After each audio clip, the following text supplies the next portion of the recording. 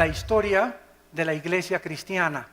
Y vamos a ver desde que se fundó la iglesia en Pentecostés hasta el siglo XXI, cuál ha sido el desarrollo de la iglesia a través de los siglos. Yo no voy a hablar solamente en contra de esta religión o en contra de aquella religión, voy a exponer simplemente lo que la historia dice acerca de la iglesia cristiana, lo que pueden encontrar ustedes en cualquier libro, en la Enciclopedia Británica, metiéndose a cualquier página del Vaticano o del protestantismo, ¿verdad? O del hinduismo, etcétera, etcétera. Pero es importante que ustedes como cristianos sepan y conozcan la historia de la iglesia cristiana. Muy bien, la iglesia cristiana, a la cual le llamamos cristiana ahorita en el siglo XX, no es una religión. Vamos a partir de esta base. El cristianismo no es una religión. Religiones son el hinduismo, el budismo, el catolicismo romano, etcétera, etcétera. El cristianismo no es una religión, es una relación personal, viva y dinámica con un hombre. Tú puedes ser católico y no ser cristiano. Puedes ser protestante y no ser cristiano. Puedes ser mormón y no ser cristiano. Puedes ser testigo de Jehová y no ser cristiano. ¿Por qué? Porque la religión no te da el cristianismo, te lo da la persona de Jesús viviendo en tu vida. Entonces, el que tiene al Hijo, 1 Juan capítulo 5, tiene la vida. Pero si tú tienes una simple religión y no tienes a Jesucristo, ni tienes una relación con Él a través de la Biblia, tu cristianismo es una mera religión que te persinas, sacas tu estampita de Tadeo, te echas tu agua bendita y te vas a tu casa y de lunes a sábado eres el anticristo. Entonces, el cristianismo es una persona que ha reconocido sus pecados delante de Dios, que reconoce que Cristo en una cruz pagó por ellos, que nunca hubiéramos podido pagar nosotros por nuestros pecados, que le invitamos a nuestra vida y de ahí en adelante comenzamos a caminar y a seguirlo todos los días a través de la Biblia. Jesús dijo: escudriñen las Escrituras porque ellas dan testimonio de mí. Cualquier persona que me diga que es cristiana y no lee la Biblia, no la medita, ni la estudie, su cristianismo es religioso. Pero no eres un hijo de Dios ni una hija de Dios. La iglesia cristiana tuvo sus raíces en el judaísmo. El Señor Jesucristo fue judío. Los primeros apóstoles fueron judíos. Las primeras iglesias fueron judías. Así como también en el antiguo pacto, lo que usaron los apóstoles, los que escribieron el Nuevo Testamento, todos ellos fueron instruidos en el Antiguo Testamento o en la Torá. Así que tenemos que las raíces del cristianismo se encuentran en el judaísmo. En Hechos capítulo 2 encontramos el primer retrato en la Biblia de lo que es una iglesia cristiana, actitudes que debemos de mantener nosotros también y conservar. Dice Hechos 2:42, y perseveraban en la doctrina de los apóstoles. O sea, los primeros cristianos del siglo I eran discípulos, no eran del domingo nada más, sino que entre semana tomaban estudios con los apóstoles, venían al diplomado, tomaban estudios entre semana, no eran personas de domingo nada más. Los cristianos de domingo nada más son los religiosos, pero no los cristianos. Los cristianos no se conforman con una palabra de Dios el domingo, anhelan, aman, tienen un hambre por la verdad, tienen una pasión que Dios ha encendido en sus corazones como un fuego inextinguible por conocer a Dios. Y si tú no tienes ese fuego que arde dentro de tu vida por conocer a Dios y conocer la verdad, estás muy lejos de llamarte cristiano. Dice la Biblia a continuación que también en la comunión unos con otros, se juntaban unos con otros, comían unos con otros, cenaban unos con otros. Si tú eres cristiano, tus mejores amigos son cristianos. Si tú eres cristiano y tus mejores amigos no son cristianos, no eres cristiano. No significa que no les vas a hablar, pero el cristiano comienza a buscar amistades cristianas que te ayuden a crecer, te identificas con ellos, porque qué comunión hay entre la luz y las tinieblas. Entonces es imposible, ¿verdad?, que una persona que no camine con Cristo pueda identificarse con una persona que camina con Cristo, porque son intereses totalmente diferentes. Dice la Biblia, en el repartimiento del pan, o sea, en la Santa Cena y en las oraciones. Estas características eran importantes porque después de que se formó la iglesia, vino la persecución. El mundo dio a Cristo, el mundo crucificó a Cristo, el mundo también tendría que perseguir a los que siguieran a Cristo. Y no ha cambiado las cosas desde hace 20 siglos. Dice la Biblia en el capítulo 7 de los Hechos, versículo 54 al 60. Oyendo estas cosas, se enfurecían en sus corazones y crujían los dientes contra él. Pero Esteban, lleno del Espíritu Santo, puesto los ojos en el cielo, vio la gloria de Dios y a Jesús que estaba a la diestra de Dios, y dijo: he aquí veo los cielos abiertos y al Hijo del Hombre que está a la diestra de Dios. Entonces ellos, o sea, los religiosos, dando grandes voces, se taparon los oídos y arremetieron con él. Versículo 59, y apedreaban a Esteban mientras él invocaba y decía: Señor Jesús, recibe mi espíritu. Y puesto de rodillas clamó a voz: no les tomes en cuenta este pecado, Señor. Y habiendo dicho esto, durmió. Porque de acuerdo a la Biblia, los cristianos no morimos en el sentido de que nuestra existencia cesa. Cuando un cristiano se muere, pasa a otra dimensión. Pasamos a otro plano de descanso eterno de nuestra alma. No dejamos de existir porque somos eternos, porque tenemos al Espíritu de Dios viviendo dentro de nuestra vida. La persecución arreció contra los cristianos. Primero vinieron las advertencias, les prohibimos que prohíban este evangelio. Después los torturaron, comenzaron los azotes y después la muerte. El primer mártir, lo acabamos de leer, se llamó Esteban. La persecución oficial contra la iglesia cristiana comenzó en el año 64 después de Cristo por el emperador romano Nerón. Duró 6 días y 7 noches. Nerón asesinó a 2 millones de cristianos. Ellos fueron quemados en los parques públicos, los echaban a perros rabiosos, los metían a un coliseo donde abrían la puerta a los leones, a los tigres, a las hienas, a perros rabiosos, para que ahí se los comieran y los deshicieran.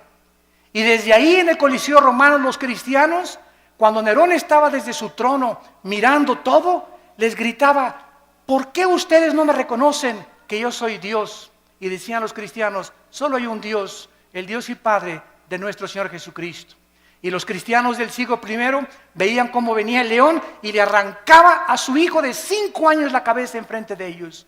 ¿Qué harías tú? Y venía el tigre y despedazaba a tu esposa. Y después venían contra ti las fieras. ¿Saben una cosa? Estaban tan llenos del Espíritu Santo que ellos sabían: ok, llega y le arranca el león la cabeza a mi hijo. ¿Cuánto va a sufrir mi hijo? 30 segundos máximo.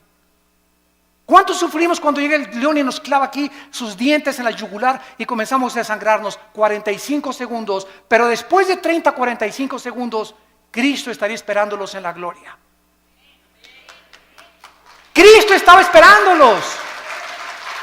La resurrección de Cristo, el hecho de que supieran que Cristo había resucitado de los muertos, fue lo que les impulsó y lo que les llenó de ánimo y de valor para enfrentarse a la muerte. Y dice en Apocalipsis 12 que le hemos vencido porque menospreciamos nuestras vidas hasta la muerte. Para el cristiano el morir es Cristo y el morir es ganancia.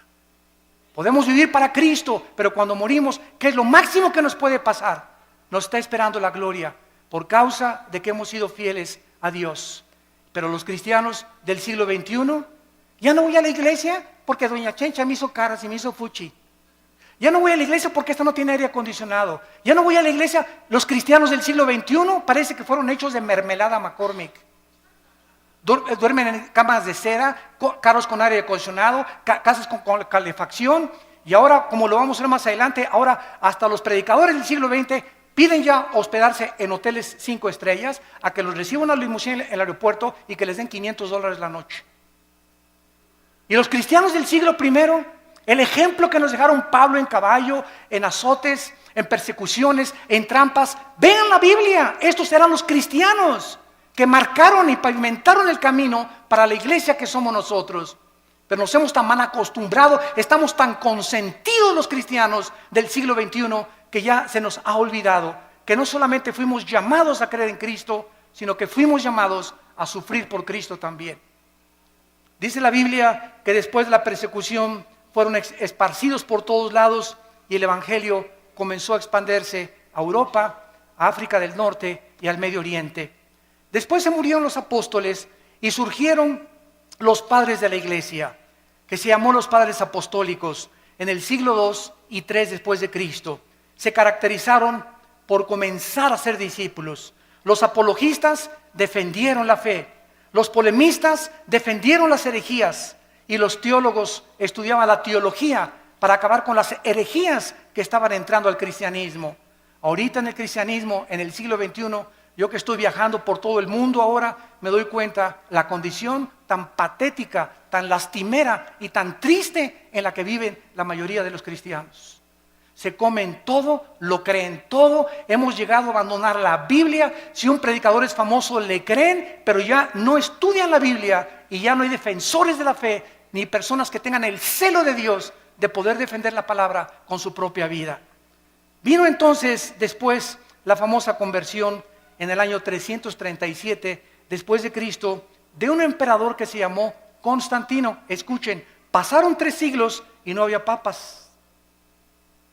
Pasaron 350 años sin tal cosa como que Pedro fue el primer papa. Si Pedro fue el primer papa, por favor, Virgen de los Remedios, ¿quién fue el segundo papa?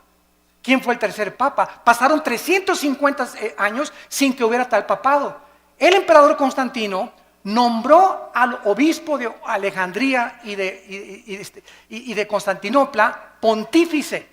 La palabra pontífex en el latín significa constructor de puentes, porque el pontífice comenzó a enseñar que él era el puente entre Dios y los hombres, no Jesucristo, sino ese hombre a quien el emperador romano lo nombró. Y después lo nombró vicario de Cristo, vicarius Dei Filii en latín, que significa representante de Cristo en la tierra.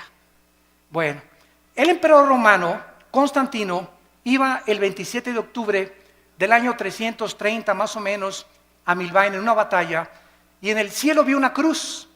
Él dice que vio una cruz que le dijo: signos vincitoris crucifix, bajo este signo vencerás.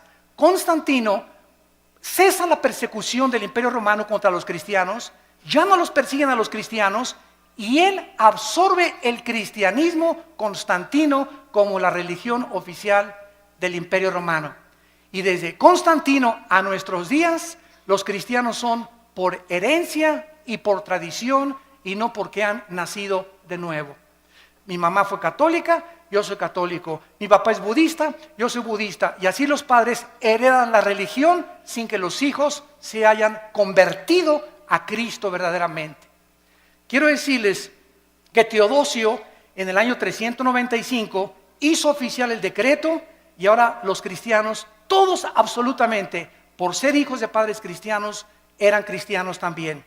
Vinieron después, en el siglo IX y X, en el año 1095, las cruzadas. El Vaticano, para recobrar la Tierra Santa de los musulmanes, ordenó 7 cruzadas en total. El papado apareció por primera vez hasta el siglo VI. 600 años pasaron sin que hubiera un jefe representante de todos los cristianos en el mundo.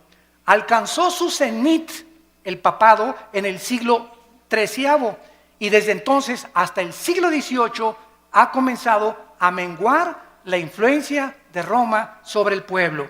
La palabra papa significa pater en el latín, que fue aplicada a los padres de la iglesia. En el año 500 después de Cristo comenzó a limitarse al obispo de Roma nada más y después se convirtió en el papa o en el jefe de todo el sacro imperio romano. Durante 500 años, repito, no hubo papas. El primer papa, apúntalo, fue Gregorio I. El primer papa funcionando desde el Vaticano en el año 590 después de Cristo fue Gregorio I. Cuando el papa asumió el Vaticano, cerraron la Biblia y se hizo un decreto que nadie podía leer la Biblia. Le pusieron un candado a las escrituras más que con el permiso del Vaticano. Muy bien, cerraron la Biblia y entonces los hombres comenzaron a introducir al cristianismo más de 30 herejías. Permítanme leerles algunas de ellas. En el año 375 después de Cristo comienzan a decir el obispo que a los santos son intercesores de nosotros. En el año 450 se establece el celibato sacerdotal, que un hombre para servir a Dios no necesita estar casado, necesita estar soltero para servir a Dios. De ahí viene el grande problema de la pederastia, que últimamente han culpado a millones de personas y de obispos y cardenales que han protegido a muchos curas que violan a los niños menores de edad. ¿Por qué? Porque los pobres sacerdotes, ¿verdad?, les prohíben casarse y ahorita se calcula que el 80% de los sacerdotes en el mundo tienen una esposa. A escondidas, desde luego, debajo de la cama la tienen ahí guardada. Y la mayoría de ellos tienen hijos también, porque el Vaticano no ha querido entender que la Biblia en 1 Timoteo capítulo 3 la Biblia ordena que los hombres de Dios es mejor que estén casados. Entonces ese fue un invento que se lo sacaron de la manga, el celibato sacerdotal. En el año 666 viene la extrema unción, que si una persona está agonizando y se va a morir, y llega un sacerdote y le ponen el santos óleos, la persona ya no tiene por qué irse al purgatorio, porque se le da la extrema unción. Si una persona se fue un pecador, borracho, parrandero y jugador, pero antes de morir le echan aceite, el sacerdote se salva del infierno. En el año 850 establecieron el agua bendita, que cualquiera que metiera la mano a la pilita y se hiciera el signo de la cruz, ya lo protegían los ángeles. En el año 1190 se comienza a vender la salvación, que el que diera más dinero al Vaticano se le daban 15,000 años de indulgencias en el purgatorio. En el año 1215 después de Cristo, se introduce la transubstanciación, que el sacerdote tiene el poder mágico de tomar una hostia y convertir la hostia en el cuerpo y la sangre de Jesucristo, y que cuando la persona toma la hostia está recibiendo a Jesucristo. Se lo recibe el domingo, se le sale de lunes a sábado y se le vuelve a meter el domingo. Digo, es que si seguimos una línea de lógica elemental es absurdo, pero ¿cómo es que millones de personas lo han creído? ¿Cómo es posible esto? Es que Cristo estableció la Santa Cena, claro, pero Él no dijo que al recibirlo, lo recibíamos a Él. Él dijo, esto representa mi cuerpo que es partido, hacelo en memoria de mí. Nunca dijo que teníamos que recibirlo a través de eso. Bueno, esta transubstanciación va en contra de todo el libro en el Nuevo Testamento de los Hebreos, donde la Biblia dice que los sacrificios y todas las cosas fueron suspendidas y que en una sola ofrenda, Cristo, al morir en la cruz, Él ha pagado por todos nuestros pecados. Después la iglesia introduce la misa con la transubstanciación. ¿Saben ustedes lo que es la misa? Yo le he preguntado con mucho respeto, se los digo, y vuelvo a repetir, estoy hablando la pura historia. La misa, el 95% de los católicos no sabe qué es la misa. Todos dicen que es la Eucaristía o que es la hostia. De acuerdo al Segundo Concilio de Trento, apúntalo, el Segundo Concilio de Trento estableció la misa es la repetición del sacrificio de Cristo por los vivos y por los muertos. Cuando el padre entra al altar, levanta la hostia, y yo me acuerdo cuando yo fui acólito, me acuerdo todavía del latín, el padre dice, me introduzco al altar Dei, adeum quae juventudes meam, quae mis pea, quae mi dea, quae mi repulistis. Me introduzco al altar de Dios a ofrecer el sacrificio por los vivos y los muertos. En otras palabras, lo que Cristo hizo en la cruz, se lo brincan. y están matando a Cristo, volviendo a repetir el sacrificio de Cristo por los vivos y por los muertos. Esto es lo que es la misa. Por eso a los cristianos se nos prohíbe en Efesios 5, en 2 Corintios capítulo 6, que no hay comunión entre la luz y las tinieblas. No podemos los cristianos participar de un rito donde están ofendiendo lo que hizo Cristo en la cruz del Calvario. En el año 1303 se declara la peor de las herejías, que fuera de Roma no hay salvación. Que es la iglesia la que salva, no Cristo. La iglesia romana es la única que puede salvar. 1546 se agregan a la Biblia los libros apócrifos, que son más de 11 libros que no fueron aceptados como el canon de los padres apostólicos. En 1860 se declara la infalibilidad papal. ¿Qué significa? Que el Papa no puede cometer errores al hablar ni al dar una encíclica. Lo que el Papa dice es Dios hablando. En 1860 se decretó que la misa, fíjense ustedes, que el Papa es infalible, que no puede equivocarse. Muy bien, pasan aproximadamente como un siglo, 1960 y 61, y el Papa Juan XXIII, un Papa gordito, a mí me caía muy bien porque era muy honesto. El Papa Juan XXIII, por primera vez desde el año 350 después de Cristo, por primera vez en la historia, el Papa Juan XXIII, en 1961, abre la Biblia. Y comienza a leer y comienza a decir, ah caray, ah Chihuahua, cuánto apache. Dios mío, pero ¿qué es esto? Dios mío, pero ¿qué es esto? Dios mío, pero este libro lo hemos abandonado. Y entonces el Papa Juan XXIII manda quitar la misa en latín. Y ya no se da en latín la misa. Ustedes que son de los 50 o que eran niños en aquella época se acordarán que entrábamos a la misa y era en latín. Ahora es en cualquier lado. El Papa Juan XXIII manda quitar las imágenes de las iglesias. Porque él se da cuenta que los santos no merecen nuestra adoración. ¿Cómo nos vamos a hincar delante de una estatua? Y manda quitar las estatuas de todas las iglesias. Hay muchas que los siguen todavía llevando porque son iglesias muy radicales. Pero el 80% de las iglesias católicas en el mundo ya no tienen imágenes más que de María de vez en cuando. El Papa se declara infalible. En 1634 se promulga que solo el Papa puede decir quién es santo y quién no es santo en la famosa canonización. Que si una persona se muere, el Vaticano investiga si esa persona nunca rompió un plato. O si esa persona hizo un milagro, para que se le pueda decir que es santo. Si tú lees el Nuevo Testamento, y les digo a todos mis hermanos católicos en el mundo que nos escuchan, que son verdaderamente cristianos, todas las epístolas a los Corintios, a los Efesios, a Filipenses, a Colosenses, a Tesalonicenses, comienza Pablo a los santos de Corinto, a los santos de Filipo, a los santos de Efeso. La Biblia nos declara santos en vida, no después de muertos. ¿Por qué? Porque la palabra santo no significa que seamos buenos. La palabra agios en el griego, que se tradujo santo, significa apartados para el servicio de Dios. De buenos no tenemos nada más que a Jesús dentro de nosotros, porque somos unidos dentro de maldad. Y por eso no podemos confiar en la maldad tan grande que tenemos dentro todos nosotros.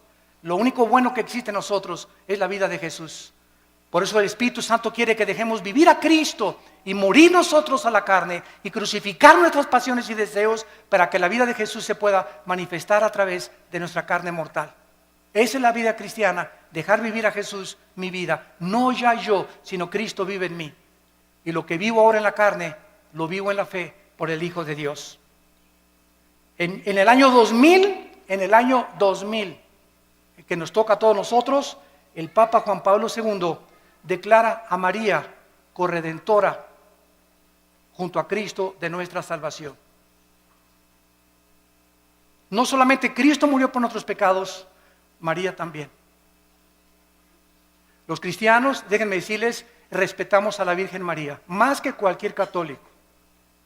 Los católicos le han dicho de los remedios de los Lagos, de Zapopan, de la Macarena, de los Remedios, y le han puesto nombres de Guadalupe, y la Virgen no se llama Lupita, ni se llama de Zapopan, la Virgen se llama María. Y nosotros la respetamos como la madre de Jesús y como una mujer increíblemente humilde. Pero ella no murió por sus pecados. Ella en Lucas capítulo 2, y esto está en las Biblias católicas, dice: me regocijo en Jesús mi Salvador. María le llama a su hijo su Salvador. ¿Cómo es posible que podamos creer que ella también está pagando por ella no fue crucificada? Es Cristo el único que merece la gloria, el Hijo de Dios. Ante estas barbaridades y estas herejías, que la mayor parte de las personas están ciegas, solamente cuando se nos caen las vendas y leemos la Biblia, nos damos cuenta que tenemos que escoger a quién le hacemos caso, a la Biblia o a los hombres, a los que nos enseñaron estas barbaridades sin tener apoyo en la Biblia, o le hacemos caso a la palabra de Dios. En Gálatas 1, del 6 al 8, dice la Biblia que si alguien anuncia otro evangelio, o si alguien predica otra verdad que la que no está en la Biblia, queda bajo maldición.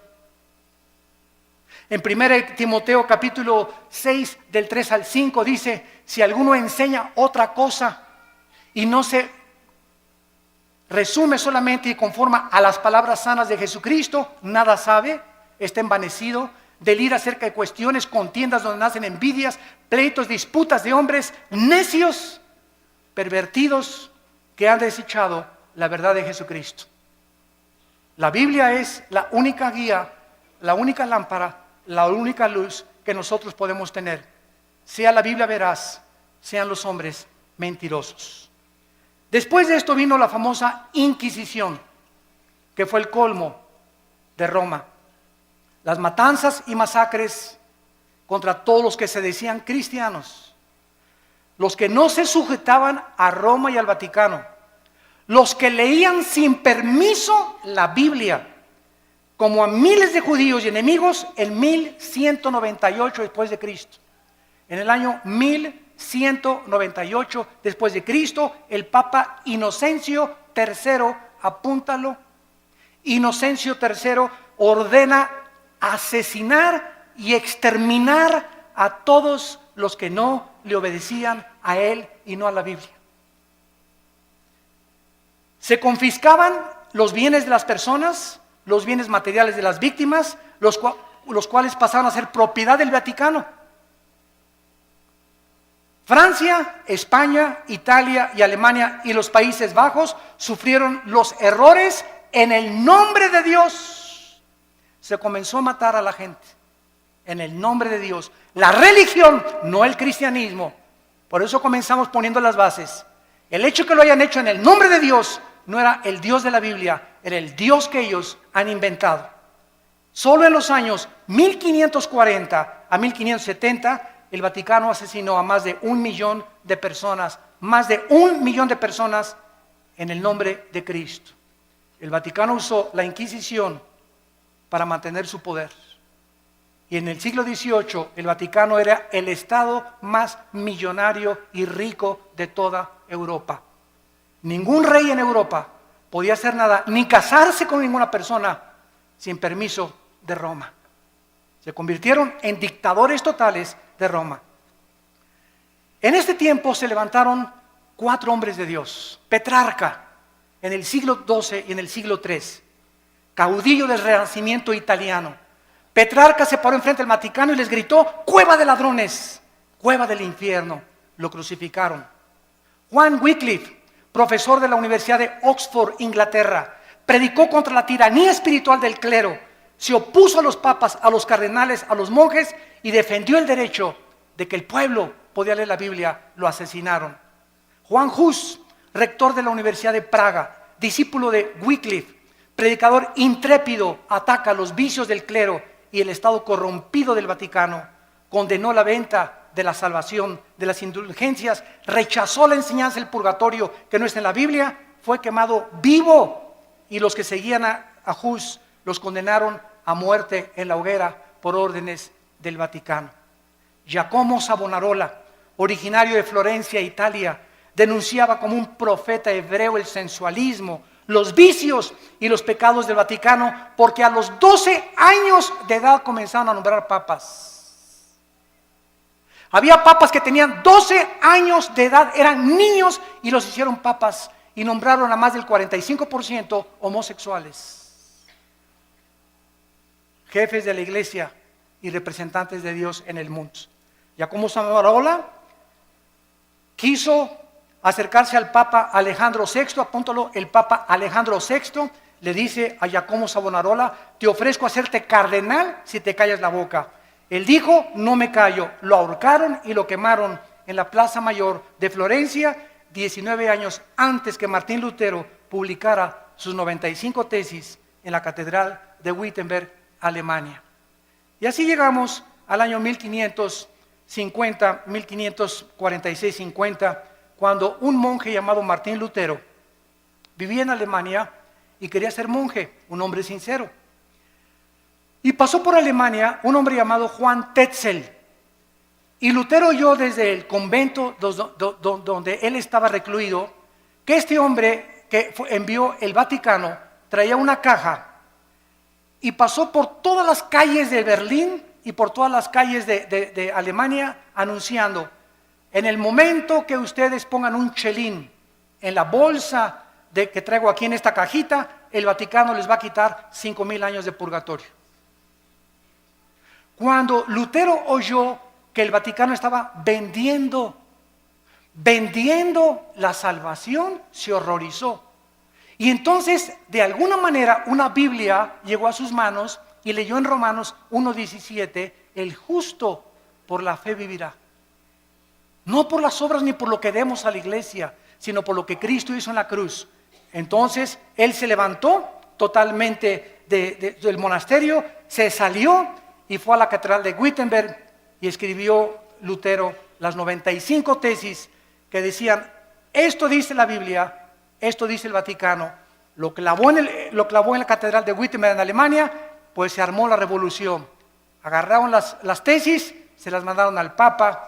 Y pues ya saben ustedes, ¿verdad?, que lo mandan llamar a Martín Lutero, y el Papa Sixto IV, en el año 1476, había iniciado la doctrina de que se podía comprar la salvación con dinero. ¿Se parece a la iglesia del siglo XXI? Al ratito llegamos para allá. La venta de estas indulgencias era un permiso para pecar. O sea, tú puedes ser adúltero, tú puedes fornicar antes de casarte, pero si das dinero, se te perdonan los pecados. En 1517, Juan Tetzel comenzó a perdonar a todo mundo, y en el 31 de octubre de 1517, Martín Lutero clava las 95 tesis en Alemania. El Papa León X. El Papa León X excomulga a Lutero, porque Roma podía mandar al infierno a los que ellos querían. Se llama la excomunión. Y le dijo a Lutero: te damos un mes, Lutero, para que te retractes de lo que acabas de decir. Lutero quemó públicamente la bula papal del Papa, y entonces Carlos V, emperador del Sacro Imperio Romano, Alemania, Austria, España y Países Bajos, invitaron a Lutero para que se presentara y se negara de lo que él había dicho. Lutero llegó y estaban como 100 cardenales del lado derecho, como 100 cardenales del lado izquierdo, y el Papa sentado en su trono. Y le dijo el Papa enfrente de el juicio que le hicieron: Martín Lutero, niegas lo que tú escribiste. Y Lutero llegó con la Biblia. Y Lutero dijo: aquí están las Sagradas Escrituras. Si cualquiera de ustedes que están aquí me demuestran con la Biblia que yo estoy equivocado, me arrepiento y niego lo que yo escribí. Nadie se pudo levantar para debatir a Lutero, porque nadie había leído la Biblia en 500 años. Todo era lo que los hombres habían inventado. Lo declararon muerto a Lutero, lo sentenciaron a muerte el Vaticano, y entonces los amigos o los príncipes alemanes le escondieron y le protegieron. En 1529 el Vaticano prohíbe las enseñanzas luteranas y les llama a los que seguían a Lutero protestantes. Por primera vez, por protestar contra lo que el Vaticano enseñaba. En el año 1559 había más de 400,000 protestantes y les cambiaron el nombre a hugonotes. El Papa Paulo III ordena el exterminio y funda un grupo llamado los jesuitas. Los jesuitas, dirigidos por un hombre soldado llamado capitán del ejército Ignacio de Loyola, para que él tuviera la autoridad del Vaticano con el ejército de los jesuitas de matar a todos los que leyeran la Biblia. Ir de casa en casa, y el que tuviera una Biblia, los jesuitas lo asesinaban y le quitaban la vida. Catalina de Médicis, madre del rey, ordenó matar el 24 de agosto de 1572 a más de 700,000 cristianos en un solo día. En memoria de la matanza, mandó el Vaticano a acuñar una moneda que se llamó la moneda de Médicis, para celebrar que habían matado a 700,000 cristianos. Bueno, en 1607 viene toda la persecución en Europa. ¿Y qué hacen los cristianos en Europa? Se van a Inglaterra, huyendo del Vaticano, y agarran barcos, y entonces los cristianos comienzan a navegar y llegan a Estados Unidos. En el año 1607 llegaron los puritanos al estado de Virginia. En 1639 llegaron los bautistas al estado de Virginia, en Rhode Island, bajo el liderazgo de Roger Williams. En 1681 llegaron los cuáqueros al estado de Pensilvania. Y todos estos grupos que llegaron a Estados Unidos llegaron a América con la Biblia. Todos venían con la Biblia. ¿Se acuerdan la televisión, la serie que había que se llamaba Los Pioneros? Estados Unidos es la primera nación en el mundo, en la historia, la primera nación fundada en este libro. La Constitución la hicieron basada en la Biblia, a las monedas les pusieron In God We Trust, en Dios confiamos, y todo comenzó a crecer con la palabra de Dios. Después vinieron las misiones y tenemos las vidas como David Livingstone, Hudson Taylor, que fueron a la China a evangelizar a los chinos, a Guillermo Cary a la India, Morrison, Moffat, todos estos hombres que dejaron el confort de sus vidas y se fueron a predicar el evangelio al mundo entero. Y entonces llegamos al siglo XIX, o el siglo finales del siglo XIX, principio del siglo XX, cuando comienza la apostasía de las iglesias protestantes o cristianas, como les llamamos ahora, evangélicas.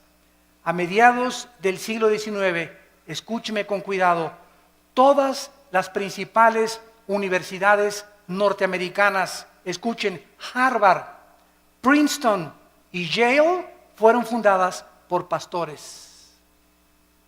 Las más grandes universidades del mundo ahorita, Princeton, Yale y Harvard, fueron fundadas por pastores con principios de la Biblia.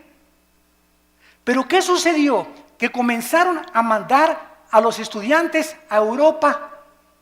Y en Europa en el siglo XX comenzó el racionalismo francés y el ateísmo alemán, donde Jacques Rousseau y todos los grandes ateos del siglo XX comenzaron a atacar la Biblia, y los cristianos que venían de Europa, estudiantes que llegaron a enseñar en los seminarios teológicos norteamericanos, comenzaron a introducir todas las herejías del racionalismo filosófico europeo, y comenzó a leudarse poco a poco las iglesias protestantes o las iglesias evangélicas. Quiero nombrarles a ustedes las 8 verdades fundamentales del cristianismo, los 8 pilares sobre los cuales debe estar edificada una iglesia o una persona que es cristiana. Número 1, la inspiración de la Biblia como la única regla de fe y conducta. Solo la Biblia es nuestra regla de fe y conducta, no la Biblia más los sacramentos, la Biblia más la perla de gran precio, como los mormones, la Biblia más doctrinas y convenios de los mormones, la Biblia más las enseñanzas de la atalaya como los testigos de Jehová. Todas las sectas se caracterizan por la Biblia más otra cosa. El cristiano es solo la escritura, solo la Biblia, solo la fe. En segundo lugar, el nacimiento virginal de Cristo. Cristo nació virginalmente mediante una virgen llamada María. Número 3, la deidad de Cristo.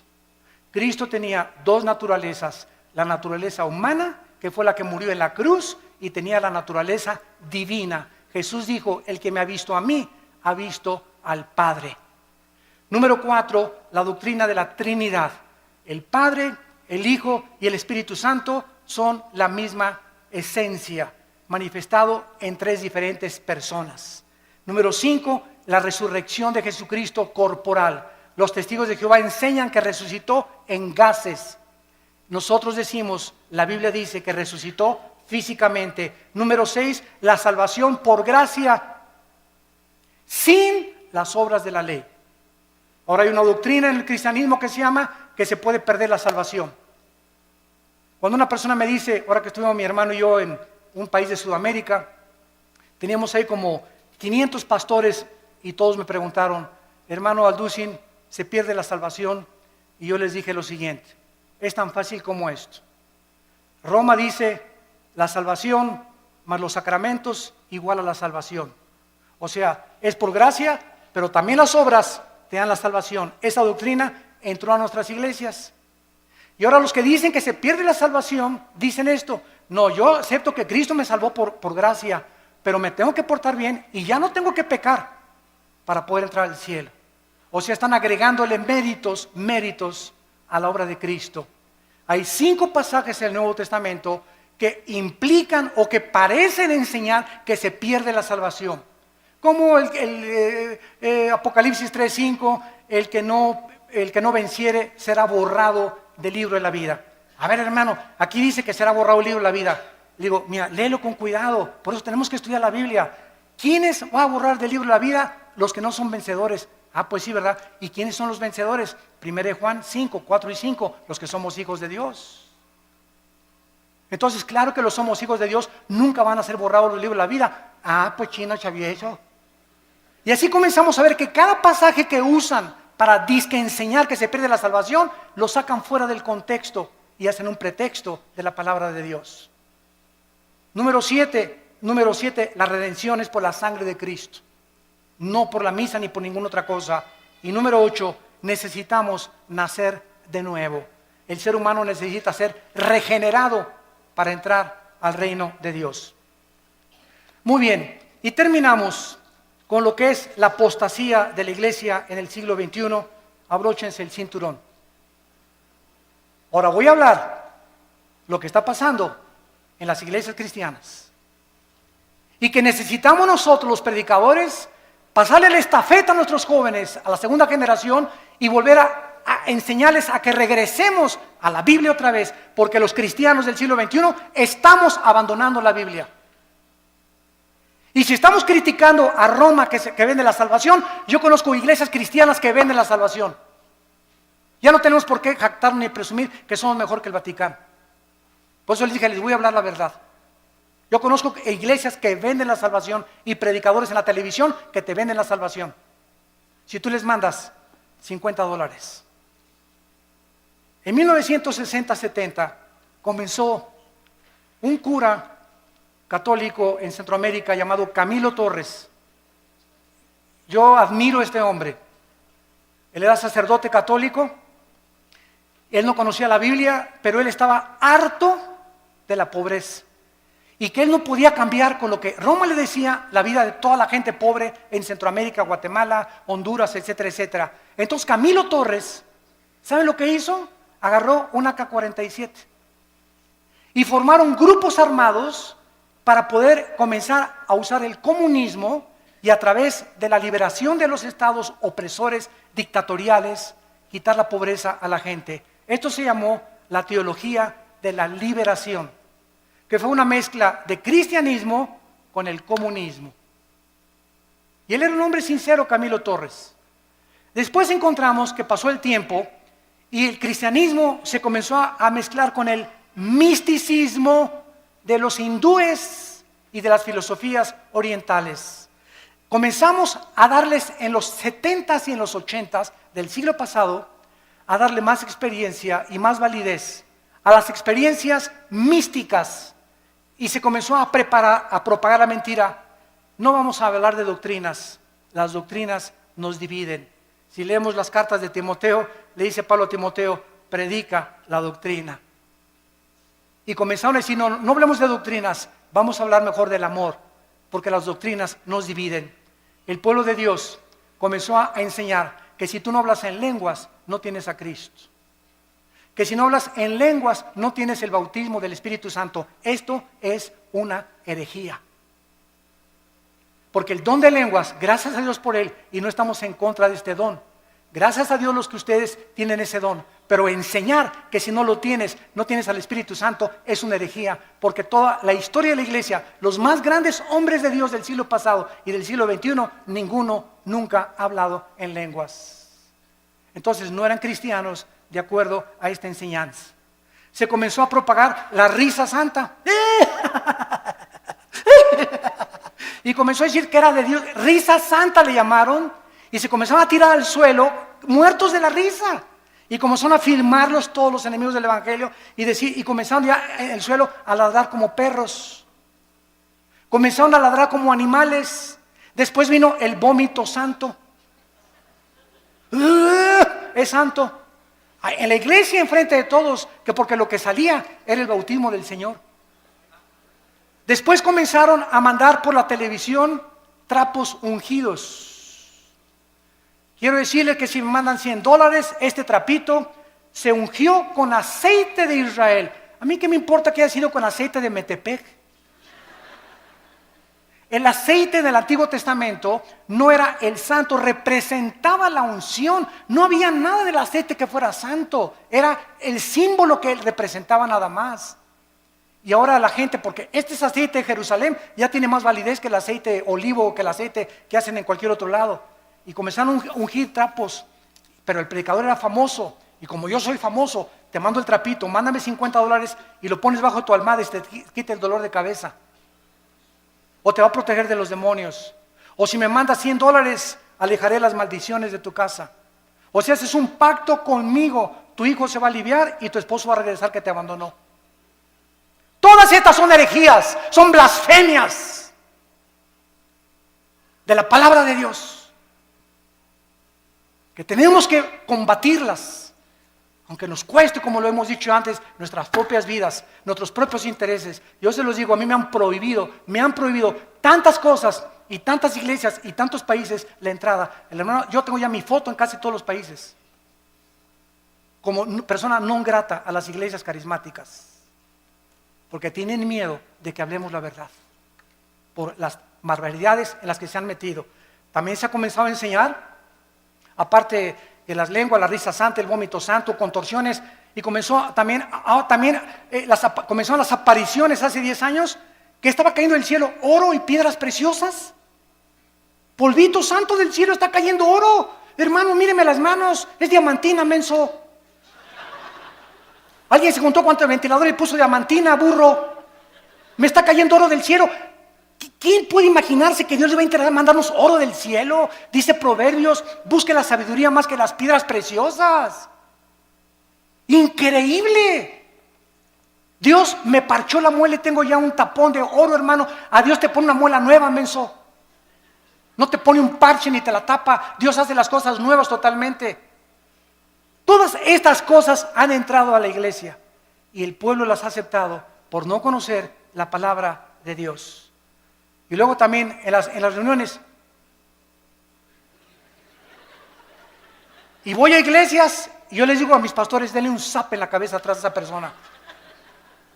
Es que estoy bajo la influencia del Espíritu Santo. Espérame tantito, lee 1 Corintios 14. El espíritu del profeta está sujeto al profeta. Entonces, no hay tal cosa como que alguien pierde el control y comienza como alambre eléctrico así en la cabeza, ¿verdad? Que lo lleven al manicure. Que venga el psiquiátrico por él. Pero esa persona no tiene el Espíritu Santo y está solamente haciéndose ese panchote que está haciendo la iglesia para que la iglesia vea que el hermano tiene el Espíritu Santo. ¿Qué le interesa al Espíritu Santo que das como alambre eléctrico? En 1 Corintios 14 dice la Biblia, hermanos, dice Pablo, les suplico que en la iglesia no hablen en lenguas. Y si alguno quiere hablar en lenguas en la iglesia, que sea 1, 2 o 3 por turno, nunca todos al mismo tiempo. Y además que uno interprete, y si no hay intérprete, cállate y habla en chino mejor. Pero llegaban a las iglesias y todos, pero todos estaban llenos del Espíritu Santo. Hermanos, un cántico nuevo. Y comenzaron todos. ¿Cuál cántico nuevo? Ni que 8 cuartos. ¿Cuál cántico nuevo? El cántico nuevo en los salmos es algo que sale de Dios, inspirado con nuestra mente de por medio. Nunca caemos en el misticismo oriental que pierdo el contacto con la realidad y me tomo un espíritu y me comienzo a hacer así, o comienzo a dar cosas que eso no son cosas de la palabra de Dios.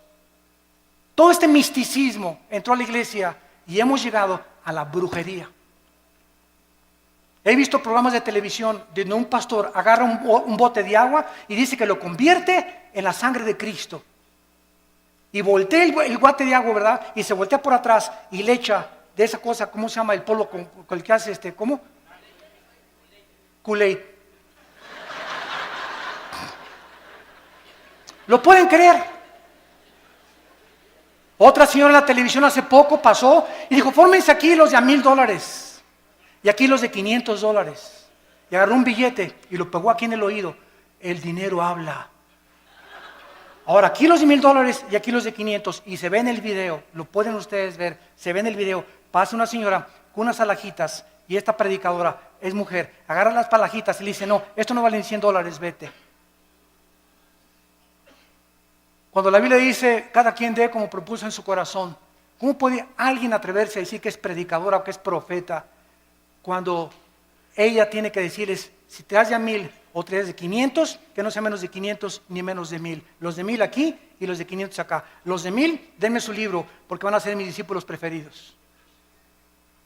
A eso está llegando la iglesia cristiana y todos están como mensos, creyéndose todo, comiéndose todo, y ya no hay discernimiento absolutamente de la palabra de Dios. Y ahora viene también la teología de la prosperidad. Virgen de la Macarena. Se enseña que Dios quiere que todos seamos ricos, que si tú mandas una ofrenda te vas a hacer rico o te vas a tener la prosperidad económica. Y claro que Dios quiere prosperarnos. Y claro que Dios quiere bendecirnos. Segunda de Juan. Yo quiero que prospere tu vida y tu vida espiritual y tu vida social y tu vida económica, pero nunca se predica el precio que hay que pagar para esta bendición de Dios, y es la santidad. No es mandar para que Dios me dé, comenzamos a vender y comenzamos a hacer negocio con Dios. Es como los famosos pactos, ¿verdad? Los pactos ya se acabaron. A Dios le haces promesas, los pactos los inicia Dios. Ya no hay ninguna cosa que un hombre haga pactos con Dios. Hacemos los pactos nosotros, ya estamos bajo el pacto de sangre y ese pacto es incondicional. Ya no hay ningún otro pacto que hacer más que obedecer las sagradas escrituras. Cobrar por predicar. Me hablan el otro día de un país de Sudamérica. Hermano Alducin, lo invitamos a una cruzada aquí. Sí, con mucho gusto voy a orar. ¿Cuántos van a ser sus honorarios? ¿Cuánto van a ser sus honorarios? Me preguntan muchos pastores que nos están oyendo por televisión también. ¿Cómo que cuántos son mis honorarios? Pues sí, hermano, es que los predicadores que hemos invitado nos cobran $500 la noche con traje oscuro, con traje azul. Si quieren que llore, $50 más. Da risa, ¿verdad? Pero es la verdad. Que los recojamos en limusín, de desayuno, queso, cottage con uvas nada más, con agua de una tal marca, que los transportemos en helicóptero, y el que trae avión, que le paguemos $10,000 para la gasolina del avión. O sea, el hermano viene nomás 3 días y le pagan la gasolina de un mes. Y les digo a los hermanos pastores, esos son mercenarios del Evangelio. Mercenarios del Evangelio, blasfemos del Evangelio. Dice 1 Corintios capítulo 9. Versículo 16, 1 Corintios 9, 16. Si anuncio el Evangelio, dice Pablo, no tengo por qué gloriarme. Me es impuesta necesidad. Y ay de mí si no anunciar el Evangelio, por lo cual, si lo hago de buena voluntad, recompensa tendré. Pero si de mala voluntad, la comisión me ha sido encomendada. ¿Cuál es mi galardón? Que predicando el Evangelio, presente gratuitamente el Evangelio de Cristo. ¿Qué me dicen los hermanos? Bueno, ¿qué nos pide entonces, hermano Alducin? Miren, pues págame el avión y un hotel, no importa si es una estrella. Ahora que fui a Guatemala estuve en un hotel, ¿verdad? De una estrella, creo que el ventilador casi me cae en la cabeza. Anduve 2 veces en burro y en caballo. No había ni en qué transportarme al estadio donde fue la cruzada de casi la mayoría de indígenas. Imagínense ustedes, ¿somos mejores que Cristo y que Pablo nosotros? ¿Qué pastores pirruration y qué nada? Exigir esas cosas, ¿cómo es posible? Que hemos llegado a ese grado. Nos hace llorar, nos hace hervir de enojo con una ira santa contra la palabra de Dios. Lo que han hecho estos hombres y que están aceptándose como algo normal, porque lo peor de todo es que ya es algo normal, se está aceptando igual ya, los músicos igual, $15,000 si quieren un concierto. Oiga, pues que nadie se pague la vez, pues junten dinero y que los mande su iglesia. Nunca el cantante o el predicador es un negocio, es un ministerio llamado por Dios. Yo les digo a los hermanos, páganme el avión y el hotel, si me quieren acostar en el suelo, una cama de piedra, una cama de piedra. ¿Por qué acepto la invitación? Porque oré y Dios me quiere mandar a ese país. Y ¿sabe una cosa? Si ustedes me quieren dar una ofrenda, dénmela. Y si no me quieren dar una ofrenda, no me la den, porque yo no voy por ustedes, yo dependo del Dios Altísimo que está en el cielo.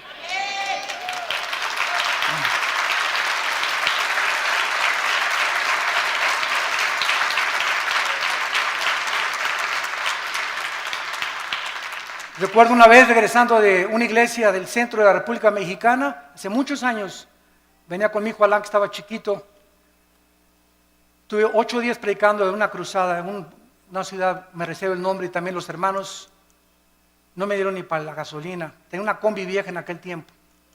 Cuando pasábamos, Alan y yo tuvimos que empeñar nuestros zapatos que traíamos y el reloj que traía para pagar la caseta y regresar a casa. No me dieron ni para la gasolina y los bendije y no guardé rencor contra ellos. A los 3 días me llegó un cheque por el triple de lo que me hubieran querido dar.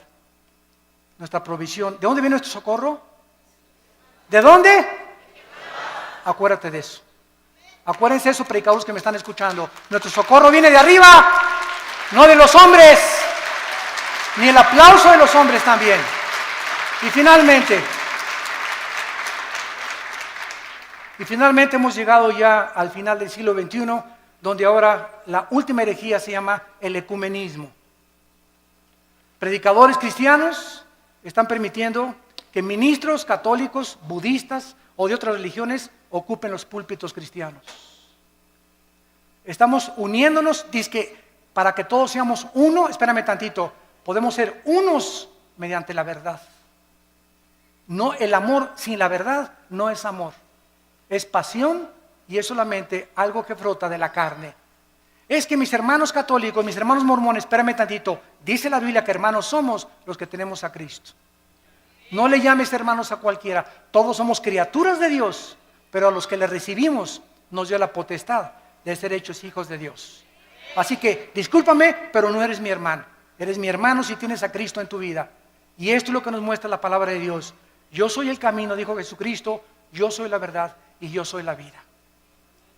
No hay ningún otro nombre dado bajo el cielo a los hombres en que podamos ser salvos. Hermanos en Cristo y los que nos ven por la televisión, es hora de regresar a la Biblia. Es hora de volver a desenterrar estas verdades escondidas que están siendo pisoteadas y aceptadas por el mundo entero.